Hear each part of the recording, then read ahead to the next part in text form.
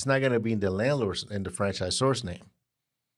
It says to me, your name is going to be your lease, but the franchisor has to approve the lease.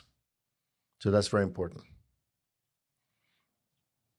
And we talked about other fees, and that's where we left off last week, royalties and the importance of having the proper cash planning for the business, because there's a lag time from the time that you run the credit card for the transaction to the time that you actually get paid. There's a lag time. It might be 2 days, depending what the experience of the merchant.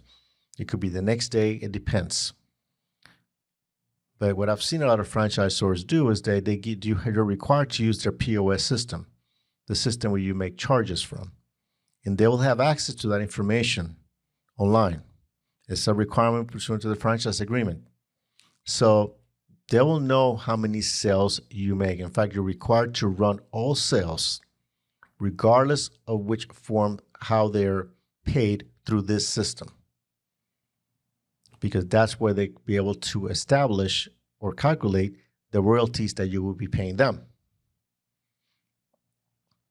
And it's important also to have the available cash there to be able to pay the franchisor when they collect that money. Because the money will come automatically from your checking account. So where I see a lot of franchisees fail is that they don't do the proper planning.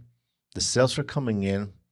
Say, for instance, they're paying payroll out of that account, which is not a good idea. My recommendation is when you have payroll, get a separate account for payroll.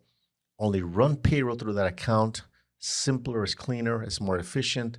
And that way you're not going to deal with the issue of not having enough money for payroll or having commingled that money comes out of the operations account and then you don't have enough money to pay your franchisor. And then that ACH bounces and then you get a letter of default. So see how everything kind of ties in together. Okay.